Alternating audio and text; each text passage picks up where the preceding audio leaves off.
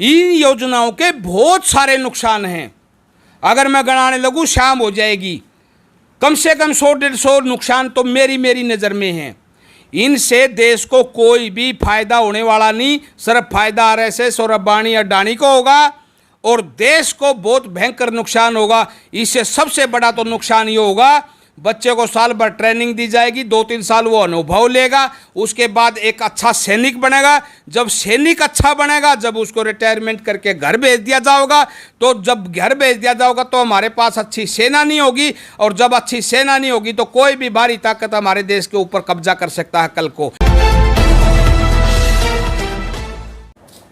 नमस्कार, मैं हूं अजय भारद्वाज और आप इस समय ग्राउंड मीडिया देख रहे हैं। और आपको सभी को पता है कि देश का युवा जवान इस वक्त सड़कों के ऊपर है, क्योंकि लगातार अग्निपथ योजना का विरोध करने लग रहे हैं। बिहार से लेकर के हरियाणा तक लगातार दिल्ली कूच करने की तैयारी है युवाओं को लेकर के। कल का एक बड़ा ऐलान है सभी युवाओं का कि दिल्ली कूच करेंगे, जंतर मंतर पर पहुंचेंगे। लगातार जो विरोध प्रदर्शन की तमाम तस्वीरें हैं ग्राउंड मीडिया चैनल के माध्यम से भी आपके सामने हम लेकर के आने लग रही है। कहाँ ऐसी कमी रह गई है कि इससे पहले किसानों के लिए 3 कृषि कानून लेकर के आती है भारत सरकार, लेकिन समझा नहीं पाती, किसानों को सेटिस्फाइड नहीं कर पाती है। उसके बाद देश के प्रधानमंत्री नरेंद्र मोदी हाथ जोड़ करके माफ़ी मांगते हैं।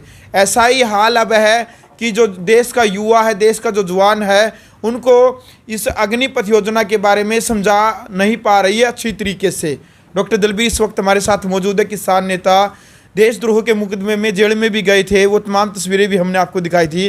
डॉक्टर साहब, सबसे पहले तो राम राम जी। नमस्कार जी। नमस्कार। क्या कहना चाहेंगे अग्निपथ योजना को लेकर के? जो भारत के गृह मंत्री अमित शाह का भी एक बड़ा बयान आया है कि देश हित के लिए, राष्ट्रीय हित के लिए इस योजना से लाखों करोड़ों युवाओं को एक बड़ा फायदा होने वाला और राष्ट्रीय हित के लिए योजना है। भाई, सबसे पहले तो मैं इस हरियाणा प्रदेश के युवाओं से जी और इस हिंदुस्तान के युवाओं से सबसे पहले तो हाथ जोड़ के प्रार्थना करूँ इन युवाओं बच्चों से, जो ये रेलवे है या सरकारी बिल्डिंग्स हैं या पुलिस के साधन हैं, वो किसी व्यक्ति विशेष के ना होकर के वो राष्ट्रीय संपत्ति है।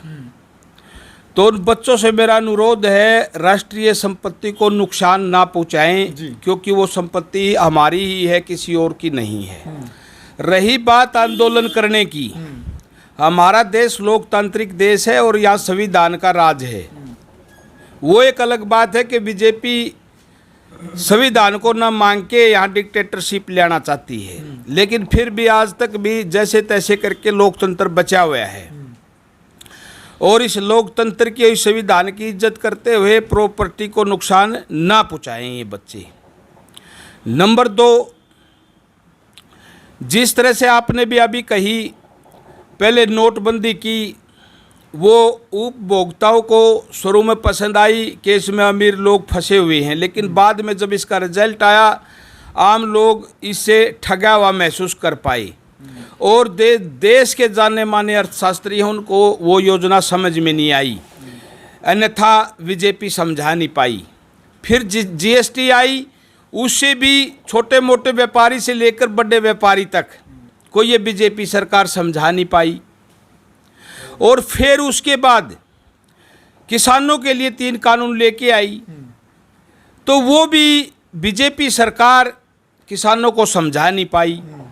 और आज ये अग्निपथ जो योजना लेके आई है, इसको भी युवाओं को समझाने में बीजेपी मेरे को तो असमर्थ लग रही है। सबसे पहले तो मैं बीजेपी से यही कहूँगा कि ऐसी योजनाएं बीजेपी सरकार क्यों लेके आ रही है जो बीजेपी लोगों को नहीं समझा पा रही है। कम से कम ऐसी योजनाएं बनाई जाए देश में, योजनाकार ऐसे बढ़िया अर्थशास्त्रियों को और योजनाकारों को लगाया जाए कि जो भी योजना है उसको बनाने के उपरांत देशवासियों को, आम वासियों को, किसानों को, मजदूरों को, युवाओं को और इस देश के व्यापारियों को, उद्योगपतियों को, गरीब और मजदूरों को वो योजनाएं समझा सके और उनके लाभ गिना सके। ऐसी योजनाएं लेके आए हमेशा बीजेपी। ऐसी योजनाओं से मैं तो कहता हूँ भविष्य के लिए तिलांजलि दे दे ऐसी योजनाओं को, जो किसी को भी बीजेपी सरकार समझा नहीं पा रही है।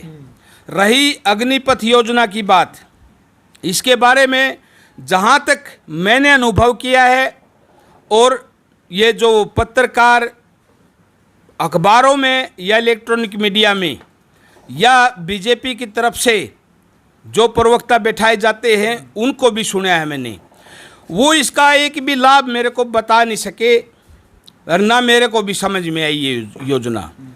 इसके मेरे को तो दो ही लाभ समझ में आई। लाभ नंबर 1, 4 साल नौकरी करवाने के उपरांत वो ट्रेंड हो जाता है बच्चा। आरएसएस और बीजेपी का एक गुप्त एजेंडा है। आरएसएस में लाठीबाज तलवारबाजों को रखती है ये बीजेपी सरकार, देश में दंगे करवाने के लिए। उनको आगे वो तलवार और लाठीबाज ट्रेंड मिलेंगे 4 साल के बाद। एक तो वो लेंगे आरएसएस वाले इन बच्चों को।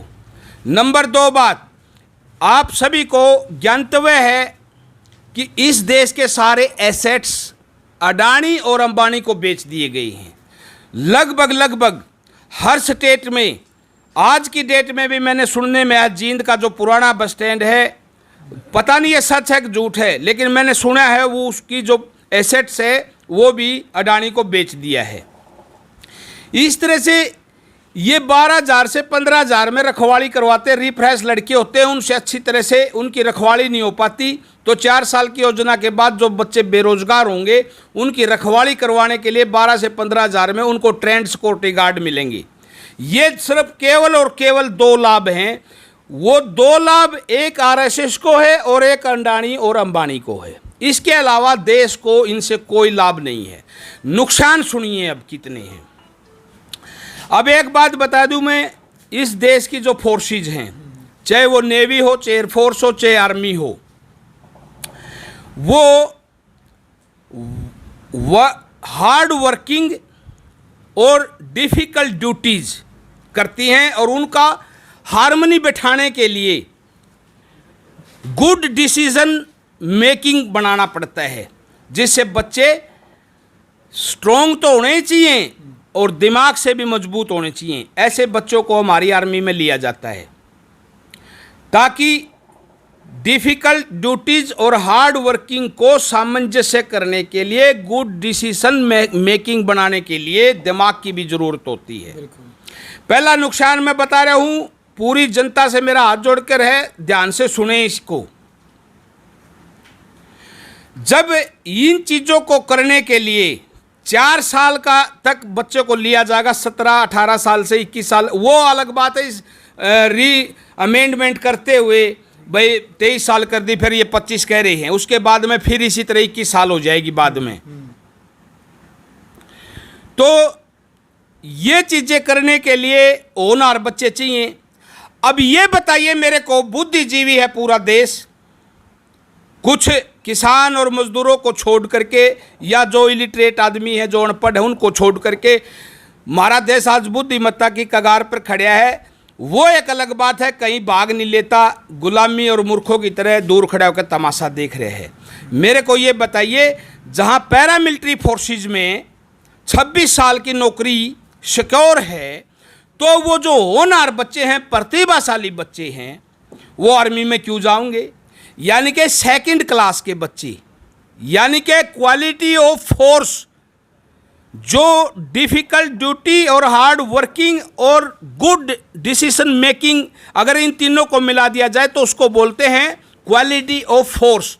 यानी फर्स्ट क्वालिटी ऑफ फोर्स के बच्चे पैरामिलिट्री में चले जाओगे, और जहां क्वालिटी ऑफ फोर्स फर्स्ट चाहिए है आर्मी के अंदर, वहां 2nd लाइन के बच्चे जाओगे।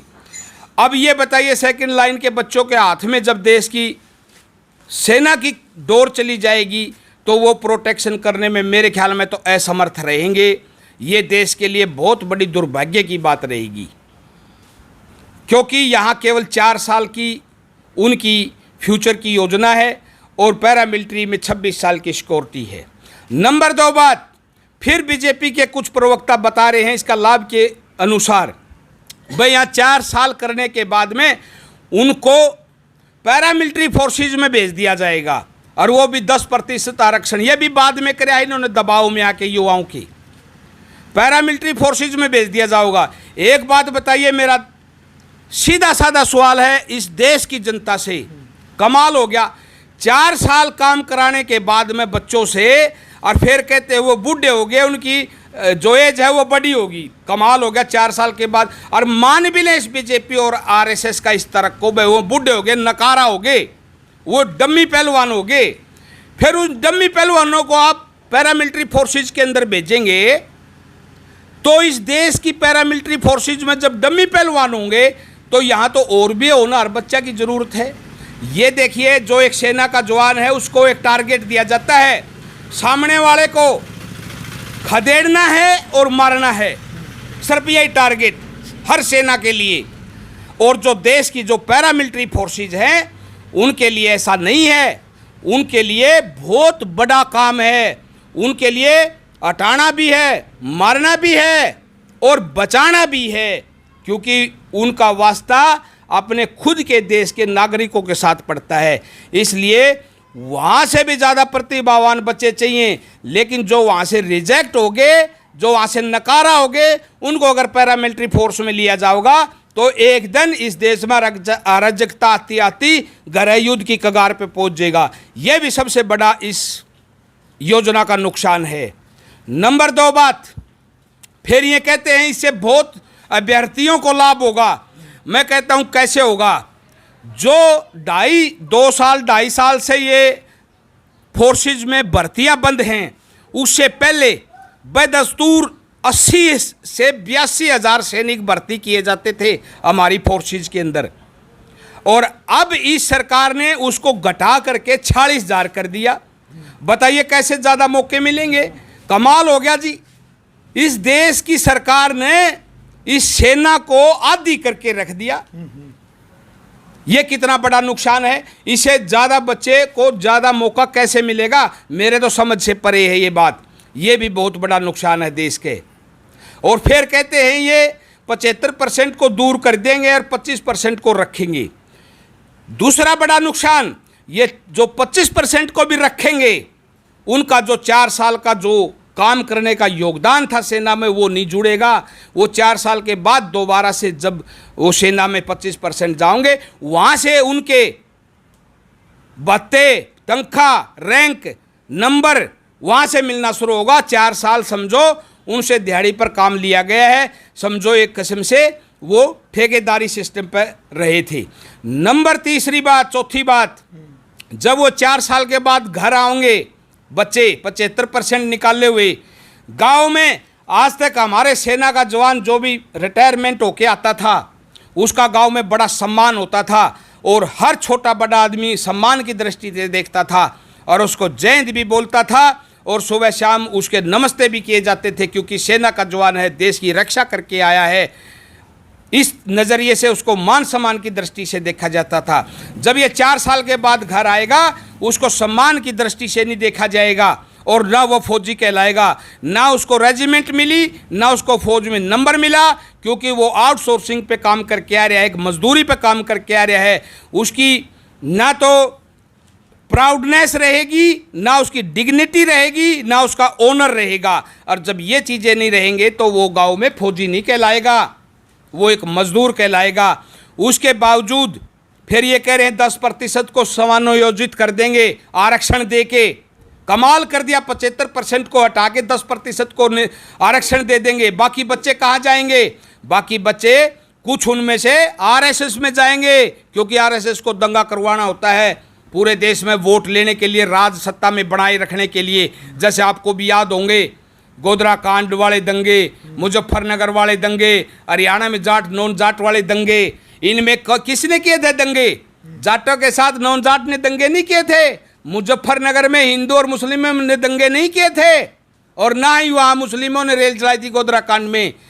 इसमें शामिल थे आरएसएस के असामाजिक तत्व, और उनको भी जब ट्रेंड असामाजिक तत्व मिलेंगे तो वह भी सफाई के ढंग से आगे और लार्जेस्ट तरीके पे दंगे करवाएंगे देश में। और फिर अंबानी और अडानी के गोदामों में सिक्योरिटी गार्ड की नौकरी करेंगे। उसके बावजूद भी जो बच्चे बचेंगे, ये बता दूं मैं, आने वाले टाइम में 4 साल की ट्रेनिंग के बाद वो बेरोजगार हो जाएंगे, उनको नौकरी नहीं मिलेगी, कहीं भी समायोजित नहीं किया जाएगा। उसके बावजूद क्या होगा? माओवादी बनेंगे, आतंकवादी बनेंगे। गिरोह के सदस्य बनेंगे, लूटपाट करेंगे, गुंडागर्दी करेंगे, इस चीज़ में सम्मिलित होंगे। और इसके अलावा हमारा एक सामाजिक नुकसान भी है। आजकल जो नौकरी पर लग रहे हैं बच्चे या जिसके 4-5 एकड़ ज़मीन आ रही है, उसी के रास्ते होने में, उसी का ब्याह सगाई होने में दिक्कत आ रही है। 4 साल के बेरोजगार युवक के कौन रास्ता करेगा? एक सामाजिक ये करते भी उनके आड़े पेश आएगा। इन योजनाओं के बहुत सारे नुकसान हैं। अगर मैं गणाने लगूँ शाम हो जाएगी। कम से कम 100-150 नुकसान तो मेरी नज़र में हैं। इनसे देश को कोई भी फायदा होने वाला नहीं, सिर्फ फायदा आरएसएस और अंबानी अडानी को होगा और देश को बहुत भयंकर नुकसान होगा। इससे सबसे बड़ा तो नुकसान ये होगा, बच्चे को साल भर ट्रेनिंग दी जाएगी, 2-3 साल वो अनुभव लेगा, उसके बाद एक अच्छा सैनिक बनेगा। जब सैनिक अच्छा बनेगा, जब उसको रिटायरमेंट करके घर भेज दिया जाएगा, तो जब घर भेज दिया जाएगा तो हमारे पास अच्छी सेना नहीं होगी, और जब अच्छी सेना नहीं होगी तो कोई भी भारी ताकत हमारे देश के ऊपर कब्जा कर सकता है कल को। आज हमारी सेना को पूरे विश्व में सम्मान की दृष्टि से देखा जाता है, और देश की हमारी जो सेना है उसको विश्व की सबसे बेहतर सेनाओं में शुमार किया जाता है। और आज हमारी देश की सेना की यह दुर्दशा होगी कि 4 साल के बाद होनहार सिपाही बनने के बाद घर भेज दिया जाएगा और वो कल लूटपाट और डकैती में सलगीन हो जाएगा। ये कमाल की बात होगी। इस देश को चलाने वाले मेरे ख्याल में तो अनपढ़ और गवार और सनकी और कायर हैं।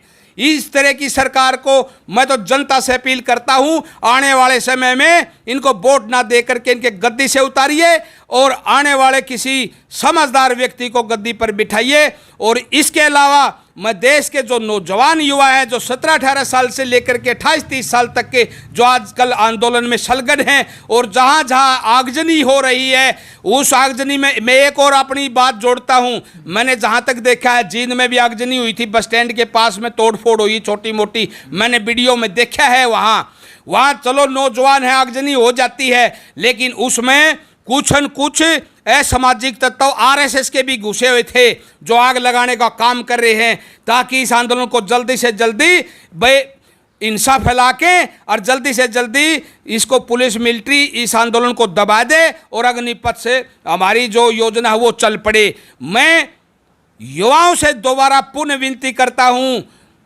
आंदोलन करने के साथ साथ में आगजनी से परहेज रखिए और अपने आंदोलन के बीच में एक और नज़र बनाए रखिए। आपका आंदोलन में कुछ आरएसएस के तत्व घुसे हुए हैं जो आगजनी करने पर आपको उकसाएंगे और आगजनी करने की आपको सलाह देंगे और खुद भी आगजनी करेंगे, ताकि आंदोलन टूटे, इस आंदोलन की रीढ़ की हड्डी टूटे और ताकि ये नौजवान घर बैठ जाएं जा करके और अग्निपथ योजना हम बिल्कुल चला सके। इससे देश को भारी नुकसान है, फायदे की मेरे को कोई गुंजाइश नहीं लग रही। मैं तो पुनः विनती करता हूं, इस देश से आंदोलन करिए और जंतर मंतर पे हर गांव से, हर मोहल्ले से जो नौजवान बच्चा है, जो नौकरी लागने की एबिलिटी रखता है, काबिलियत रखता है, उसको हर हाल में जंतर मंतर पर पहुंचना चाहिए और अपने आंदोलन को सुचारू रूप से चलना चाहिए। अब किसानों ने हमें देखिए 3 काले कानून कृषि ले आए थे, ये कृषि के हमने हटवा के माने और बिल्कुल शांतिपूर्ण तरीके से जहाँ छुटमुट घटनाएं हुई वहाँ आरएसएस वालों ने की थी,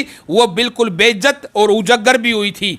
हमने किसानों ने कोई आगजनी नहीं की, शांतिपूर्ण ढंग से सब कुछ किया था और हमने इस देश के तानाशाह को घुटनों के बल लाए थे और इसे माफ़ी मंगवाई थी। और अब तुम्हारा नंबर है, तुम भी इसे माफ़ी मंगवा के मिटो और ये अग्निपथ और अग्निवीर सिस्टम को बंद करवा के पीछे हटना, इससे पहले नहीं। और इस देश में एक और बता दूं मैं, ये जो प्रधानमंत्री है ये प्रधानमंत्री नहीं है, ये माफ़ी वीर है। ये कभी जीएसटी वालों व्यापारियों से माफ़ी मांगता है, कभी ये पेपर में और गर्दन काटने की धमकी देता है, ब्राह्मणों से माफ़ी मांगता है, कभी ये किसानों से 3 काले कानून वापस लेकर माफ़ी मांगता है और कभी अब युवाओं से कुछ ही दिन के अंदर अंदर ये माफ़ी मांग लेगा। ऐसे माफ़ी वीर को पहचान लो। ये माफ़ी वीर जो तुम्हें दिखाई दे रहा है इस भारत माँ की कुर्सी के ऊपर बैठा हुआ, ये राम की, कहते हैं ना, राम की बगल में छुरी, इस तरह का आदमी है। इसको पहचानना आज जरूरी है। ये बहुत जल्दी लोगों को समझ में आ जानी चाहिए और पुनः आंदोलन की मैं प्रार्थना करता हूं। आंदोलन सुचारू रूप से चलाओ, शांतिपूर्ण ढंग से चलाओ और हर युवा को, इस देश का जो भी युवा है और जो नौकरी के काबिल है, वो हर हाल में वहाँ जंतर मंतर पर कल पहुँचो और अपनी एक योजना बनाओ, हर जिला स्तर पर, हर स्टेट स्तर पर, और आंदोलन करो। कुछ ही दिन में माफी वीर माफी मांग लेगा। धन्यवाद।